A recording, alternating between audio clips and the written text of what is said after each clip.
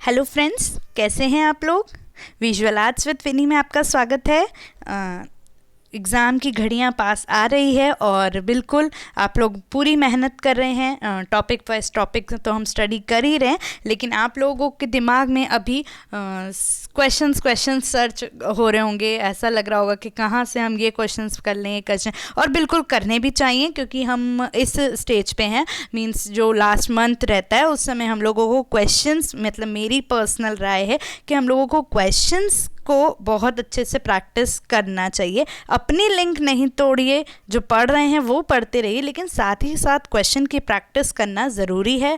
हमें देखना है किस तरह के क्वेश्चंस आते हैं, किस लेवल के क्वेश्चंस आ रहे हैं, और कितनी बार ऐसा होता है क्वेश्चन से ही हम लोग 4 क्वेश्चन और पढ़ लेते हैं, है ना। मतलब एक टॉपिक पढ़ लेते हैं। तो अपनी सिर्फ बातों से वक्त ज़ाया नहीं करूँगी। आज मैं आप लोगों के लिए सेम हम लोग क्योंकि वेस्टर्न आर्ट की सीरीज़ पढ़ाई कर रहे हैं, उसमें बहुत डिस्कशन हो जाता है वेस्टर्न आर्ट के लिए, इसलिए अब मेरी इच्छा थी कि मैं थोड़ा सा भारतीय कला के बारे में भी आपसे डिस्कस करूं। अगर टोटल उस जैसा बड़ा बड़ा वीडियो नहीं ला पाती क्योंकि शेड्यूल भी टाइट रहता है, तो इतने आसानी से वीडियो बनाना पॉसिबल नहीं हो पा रहा था मेरे लिए, इसलिए मैंने सोचा क्यों ना हम इंडियन आर्ट पे डिस्कस करना है तो हम लोग ऐसे ही क्वेश्चन सीरीज़ लाएं, ताकि आप लोगों का 2 काम हो जाए। आपको मतलब कुछ जो नॉलेज गेन करना है वो भी हो जाएगा और क्वेश्चंस भी प्रैक्टिस हम कर लेंगे। तो इसलिए आज भी भारतीय कला की क्वेश्चन सीरीज़ लाई हूँ।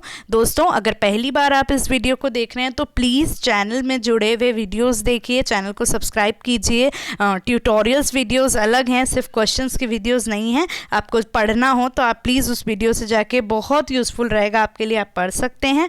और अगर वीडियो पसंद आए तो प्लीज़ वीडियो को लाइक करें। आपका सपोर्ट मिल रहा है इसलिए मुझे अच्छा लगता है, अपना टाइम निकाल के भी मैं आपके लिए ये लेके आ रही हूँ। तो प्लीज़ अपना सपोर्ट मुझे फुल ऑन शो करें तो मुझे अच्छा लगेगा। ठीक है दोस्तों, तो हम लोग अब बहुत बातें कर लेती हूँ आजकल मैं, तो बातों से हट के काम पे ध्यान देते हैं और अपना पहले क्वेश्चंस देखते हैं। ये देखिए, मैंने लास्ट क्वेश्चन प्री हिस्टोरिक का देखा था, आपको पता है प्री हिस्टोरिक से मोस्टली क्वेश्चंस थे वो। और ये जो है, ये मैं थोड़ा सा लिटरेचर, जो इंडियन लिटरेचर के लिए क्वेश्चंस, वो उसमें से देख लेके आई हूँ। तो देखते हैं, पहले क्वेश्चन पे बढ़ते हैं। Who wrote अष्टाध्याय। अष्टाध्यायी किसके द्वारा लिखी गई है। अष्टाध्यायी जो ग्रंथ है वो किस महान रचयिता ने लिखी गई है। दोस्तों प्लीज़, आपको मैं जैसे लास्ट टाइम बोलती हूँ, अगर आंसर साथ साथ करना चाहते हैं बिल्कुल कीजिए, कमेंट सेक्शन में अपना आंसर टाइप कर दीजिए। अभी आपके सामने फटाफट आपका आंसर आ जाएगा, तो वो है पाणिनि। पाणिनि जी ने पहली अष्टाध्यायी रचित की थी, अष्टाध्याय को लिखा था। तो इसका फर्स्ट क्वेश्चन का आपका आंसर हो जाएगा पाणिनि। आगे देखते हैं, where did word art represents first. शब्द आर्ट सर्वप्रथम कहाँ पाया गया था। ये क्वेश्चंस पिछले एग्जाम्स में आए हुए क्वेश्चंस हैं। अब ये सिर्फ मेरे तरफ से बनाए गए नहीं हैं, ये क्वेश्चंस क्वेश्चन बैंक में से भी लिए गए हैं, इसलिए थोड़ा सा ध्यान से ही आप इसको देखिए। तो बताइए कि 8 शब्द जो आज सब कुछ हम लिया हुआ है अपने अंदर, हमारे लिए तो बहुत कला बहुत महत्व लगती है, तो वो शब्द 8 शब्द सबसे पहले हमें कहाँ पाया गया था, किस बुक में पाया गया था, किस जगह पाया गया था, ये आपका क्वेश्चन है। आपको पता है हमारा विजुअल आर्ट्स की शुरुआती जो कला का इंट्रोडक्शंस होता है, इन्हीं सब में हमें ये सब चीज़ें लिटरेचर मिल जाता है। तो आप लोगों ने ये बहुत शुरुआती क्लासों से पढ़ा होगा, तो बिल्कुल आपको फटाफट आप उसका आंसर दे दीजिए। तो बिल्कुल ऋग्वेद जो वेद रहता है उसमें हमको इसके बारे में जानकारी मिली गई है। किसकी 8 शब्द हमको सबसे पहले मिला गया है, कहाँ में, ऋग्वेद में। कौन से, ऐसा भी क्वेश्चन आता है कौन से वेद में पाया गया है, तो वो भी है, उसका आंसर भी आप ऋग्वेद लिख सकते हैं। ठीक है, आगे देखते हैं। In which book painting Kalpavali was found. Kalpavali painting कौन सी किताब में, जब पोथी चित्र का समय था, हम लिटरेचर पढ़ रहे हैं, है ना, बहुत बुक्स के बारे में इसमें कि किसने क्या लिखी है, और उसमें पेंटिंग्स के द्वारा पता चला है जो भी। तो कौन सी बुक में कल्पावली पेंटिंग मिलती है, तो वो देखते हैं हम लोग। आपको पता है हमने बहुत बुक्स पढ़ी, आप लोगों ने बुक लिस्ट अगर पढ़ी होगी तो कौन से राइटर ने कौन सी बुक ली, तो उन्हीं में से ये बुक है, बहुत कॉमन इंडियन लिटरेचर की बुक है। तो किस में पाई गई है कल्पावली पेंटिंग, तो जी नाइसचरित। अगर हिंदी में गलत लिखा हो तो माफ़ी चाहूँगी। नाइसचरित बुक जिस किसने लिखी थी ये, एक और क्वेश्चन, किसने लिखी थी ये, तो ये श्री हर्ष ने लिखी थी, श्री हर्ष जी ने लिखी थी। ये जो बुक थी, ये बुक मतलब जो नायसद, मैं इसके बारे में जो थोड़ा सा जानती हूँ बता देती हूँ।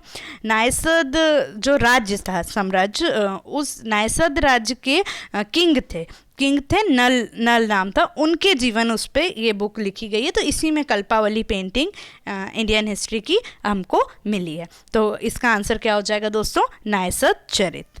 आगे देखते हैं, द वर्ब कर्ब का मतलब क्या है। कर्ब का मतलब क्या होता है, जैसे बोलते हैं ना कि किस क्रिया से बने, क्रिया बोलेंगे हम उसको, सही है, हिंदी में लिखा है क्रिया। कब्र का मतलब क्रिया में क्या होता है, कर्ब का, सॉरी कब्र नहीं, कर्ब का। तो कर्ब का मतलब क्या होता है, कब्र से क्या मतलब निकलता है, आप बताएं। ये क्वेश्चंस आ चुके हैं इसलिए बोल रही हूँ।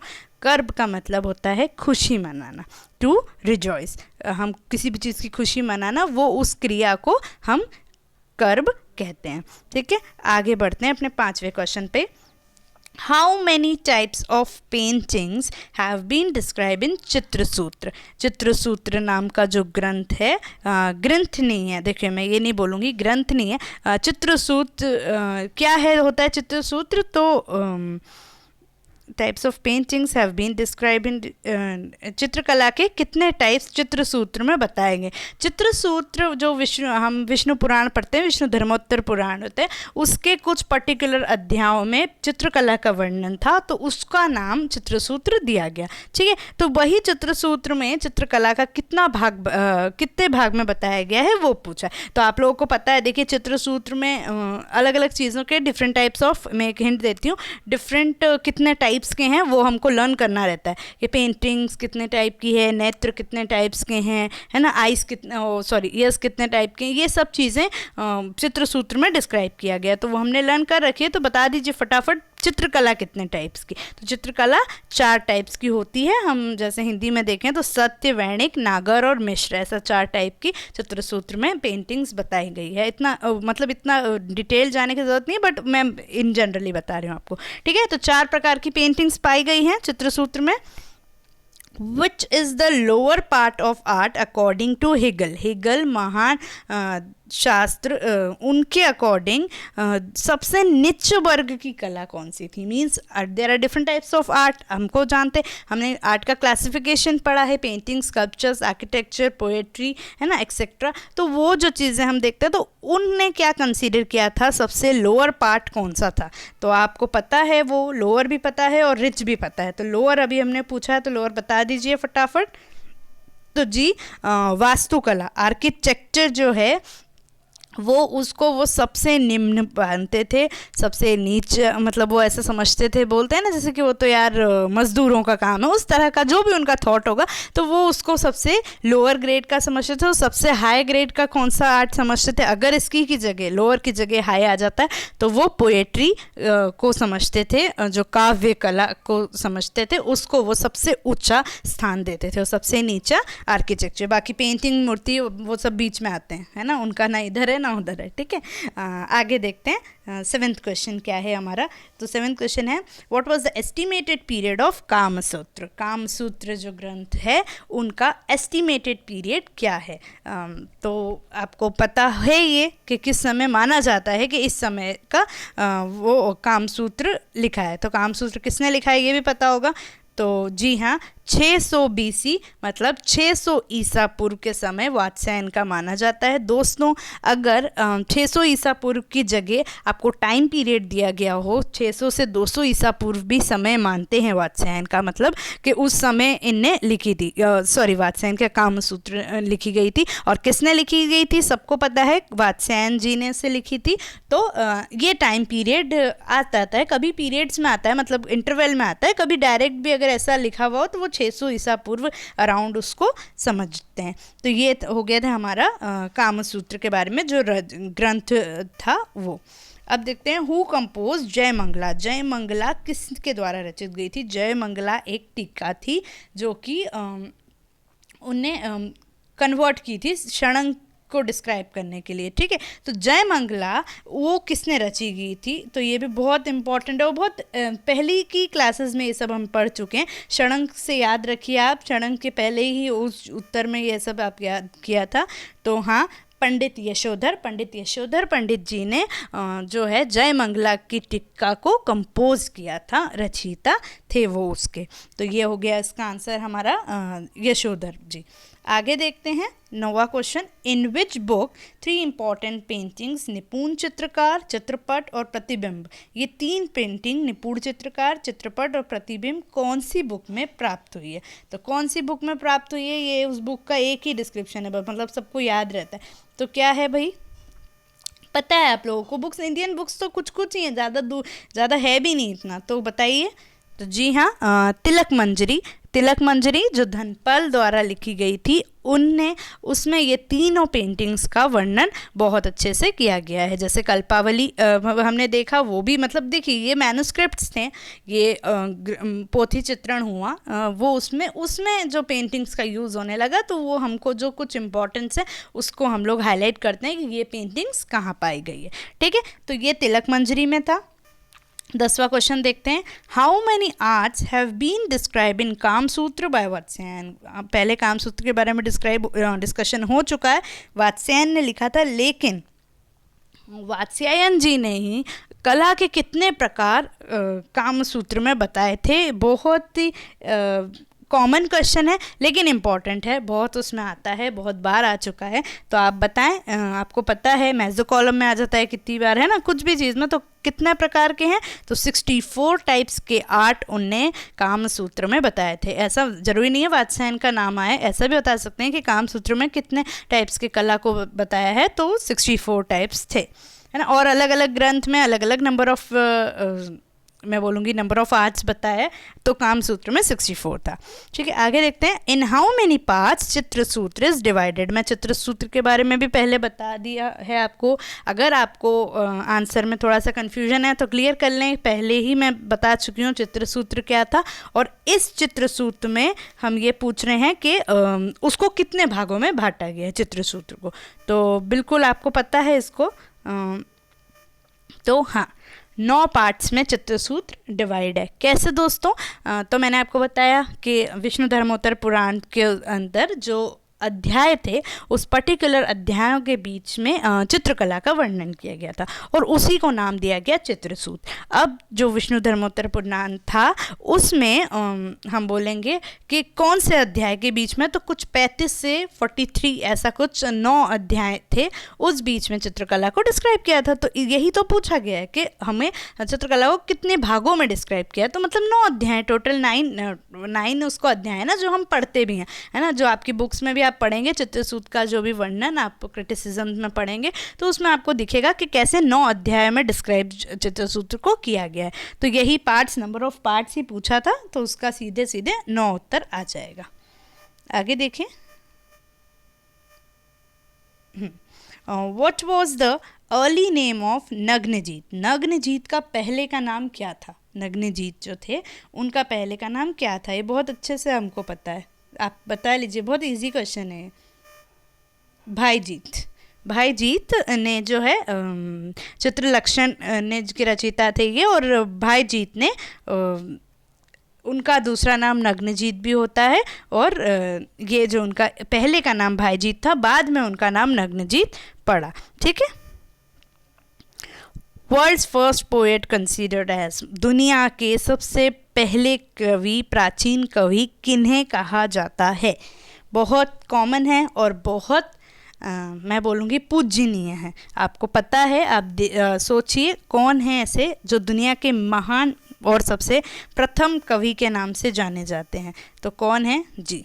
वाल्मीकि, जिन्हें भगवान वाल्मीकि के नाम से भी कहा जाता है, जिन्हें रामायण की रचना की, उन्हें दुनिया का प्रथम पोएट, प्रथम रचयिता वैसा माना जाता है, ठीक है। कौन? भगवान वाल्मीकि, ठीक है। आगे देखते हैं।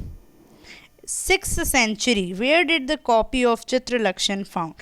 6ठी शताब्दी में जो चित्रलक्षण ग्रंथ है उनकी कॉपी, उसकी प्रतिलिपि कहाँ पे पाई गई थी? है ना, ये भी आया है क्वेश्चन, इसलिए बोल रहा हूँ। आप बताइए कौन सी जगह पे पाई गई थी चित्रलक्षण की कॉपी। तो देखें दोस्तों जी, तो ये कहाँ पाई गई थी? तिब्बत में। तिब्बत जगह पे चित्रलक्षण की कॉपी कहाँ किस समय पाई गई थी? 6ठी शताब्दी में पाई गई थी। ठीक है, आगे देखते हैं। In which language Vinaya Pitaka is compose. Vinaya Pitaka book है वो किस भाषा में थी? तो पहले तो आपको सोचना है विनय पिटक क्या है, और दूसरी बात सोचना है, मतलब एक क्वेश्चन से क्वेश्चन बनता है कि विनय पिटक पता है तो आपको ये पूछना है कि वो किस भाषा में होगी।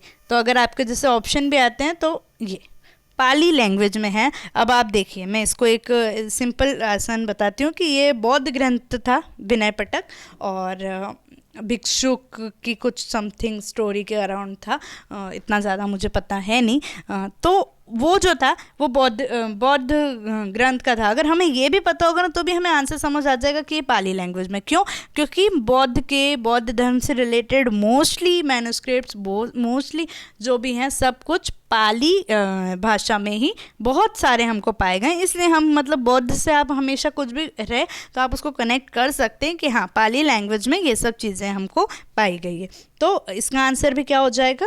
पाली भाषा। ठीक है दोस्तों, तो आज ये 15 क्वेश्चन लेके आए थे। आपको अगर क्वेश्चन कैसे लगे प्लीज़ बताओ कमेंट सेक्शन पे, और अगर आप उनसे कनेक्ट होना चाहते हैं तो Telegram channel visual arts with Vini से कनेक्ट हो। इंस्टाग्राम पे भी मेरा आप स्क्रीन पे देख सकते हैं, आप उस पर कनेक्ट होके भी मुझसे बात कर सकते हैं। और टेलीग्राम पे जो है वो डेली क्वेश्चंस आप मैं डाल ही रही हूँ, आप उसको सॉल्व करें। और दोस्तों ये वीडियो कैसा लगा प्लीज़ कमेंट सेक्शन में ज़रूर बताइएगा। आपको अगर ऐसे ही वीडियोस एग्ज़ाम तक चाहिए तो वो भी ज़रूर बताइएगा, तो मुझे अप्रिसिएशन मिलेगा कि शायद और क्वेश्चंस मुझे देने चाहिए। ठीक है दोस्तों, तब तक के लिए thank you so much. Wish you very all the best for the exams.